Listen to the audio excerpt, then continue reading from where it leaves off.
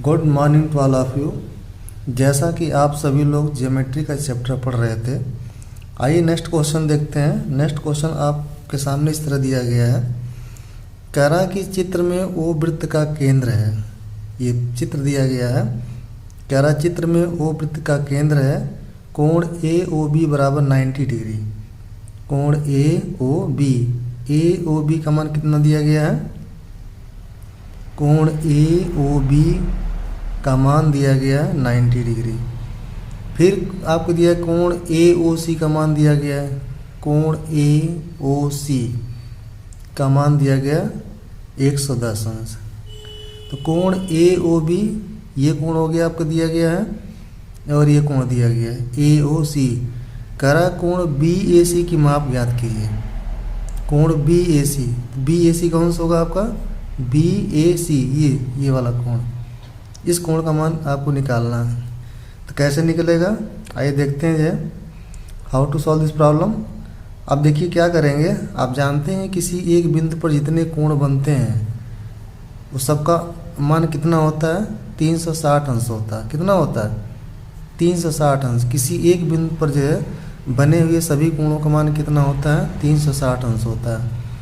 जब आपका दिया गया कोण ए ओ बी का मान दिया गया 90 डिग्री, कोण ए ओ सी का मान दिया गया है 110 अंश, तो बताइए इन दोनों अगर जोड़ देते हैं, ठीक है, कितना हो जाएगा आपका?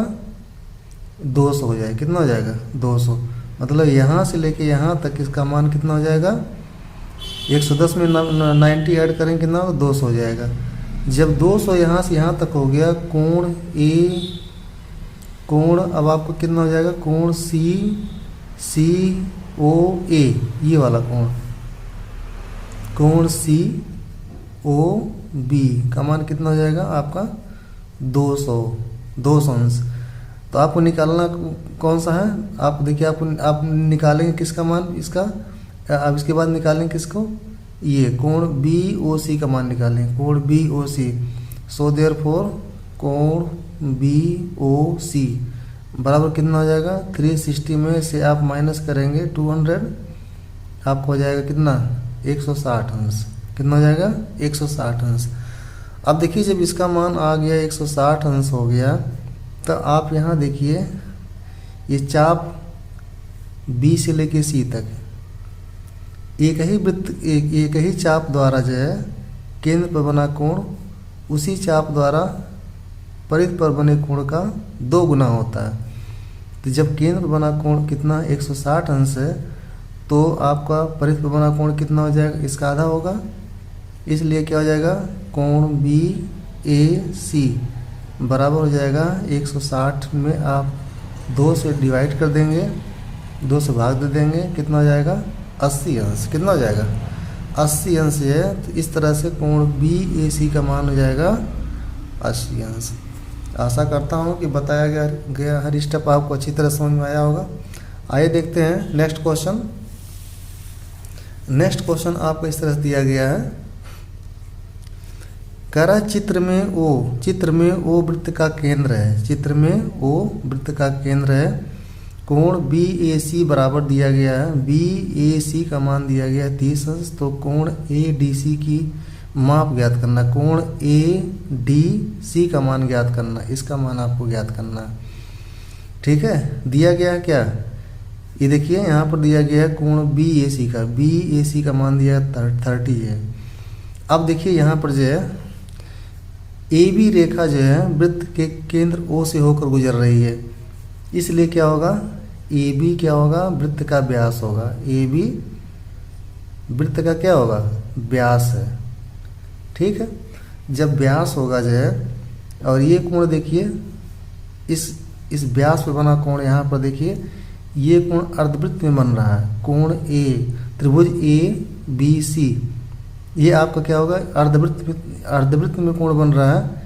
तो अर्धवृत्त में बना कोण क्या होता है? समकोण होता है। इसलिए कोण क्या हो जाएगा? कोण ए सी बी का मान कितना हो जाएगा? 90 डिग्री। कितना हो जाएगा? 90 डिग्री है। अब देखिए जब 90 डिग्री हो गया आपका जो है, इस कोण का मान कितना हो जाएगा? त्रिभुज के तीनों अंतों कोणों का मान कितना होता है? 180 होता है।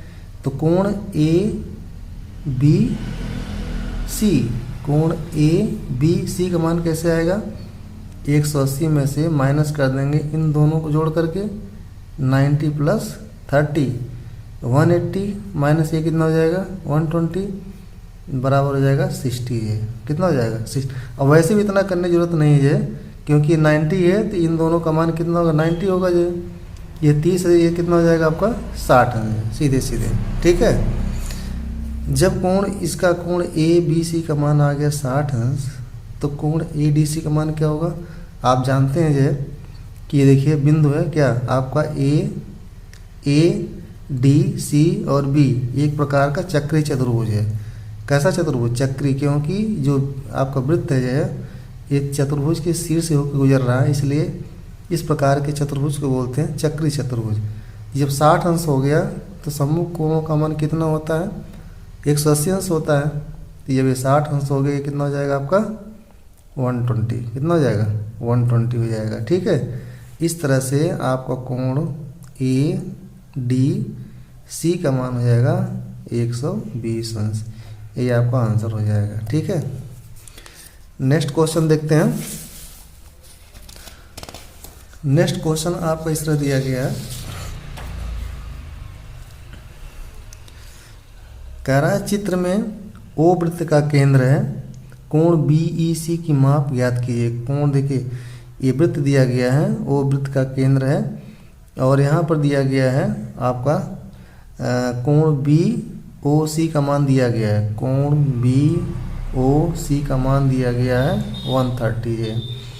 आपको निकालना क्या है इस कोण का मान, आपको निकालना है कोण बी ई सी का मान आपको फाइंड करना है। ठीक है, आइए देखते हैं how to solve this problem. जो है देखिए यहाँ पर क्या है, यहाँ पर जो है ये देखिए ये केंद्र पर बना कोण है, केंद्र पर बना कोण क्या है 130 है, 130 अंश दिया गया है।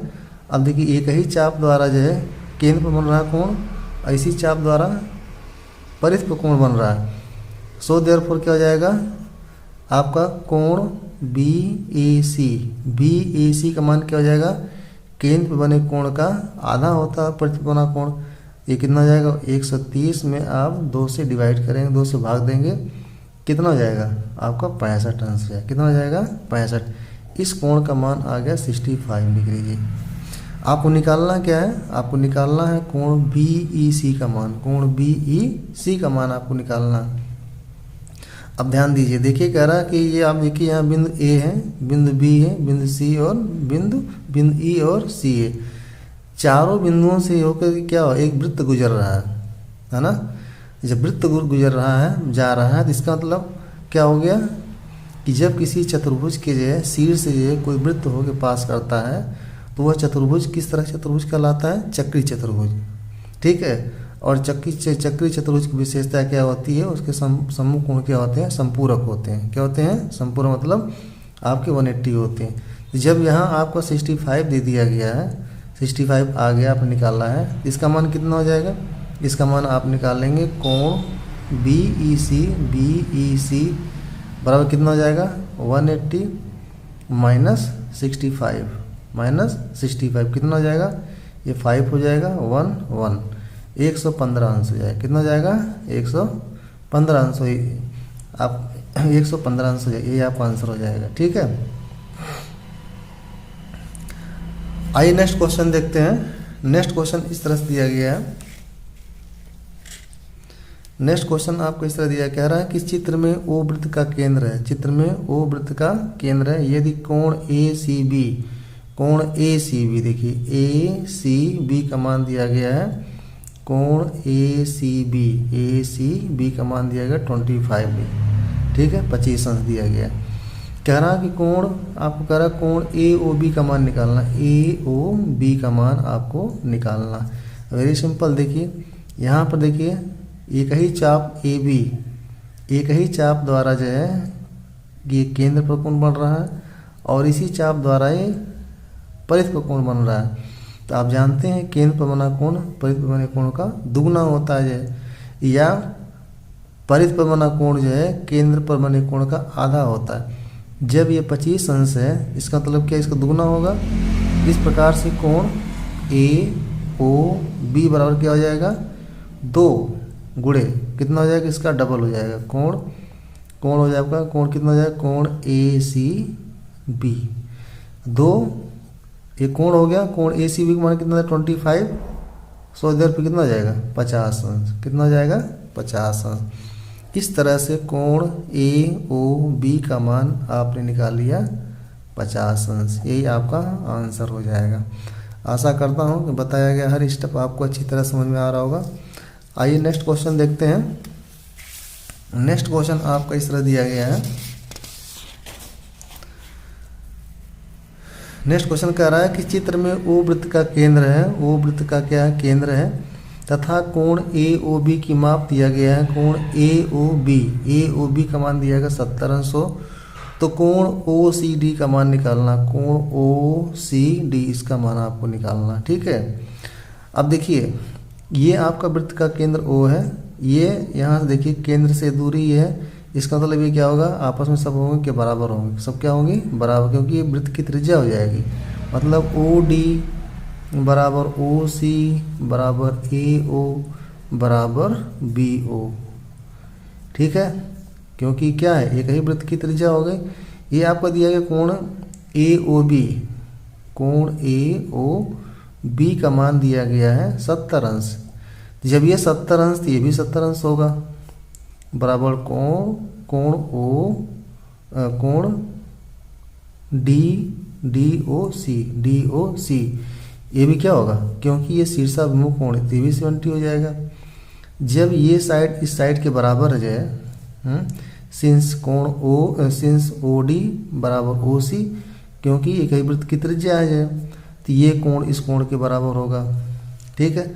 जब ये कोण आपका जो है 70 है, इन दोनों कोण आपस में बराबर है, इसका मतलब क्या हो जाएगा, अगर इसको हम x मानते हैं तो ये x हो जाएगा, ये भी x हो जाएगा, इसका मतलब क्या हो जाएगा, तीनों अंतर कोण कितना हो जाएगा 70 प्लस x बराबर कितना 180 अंश है।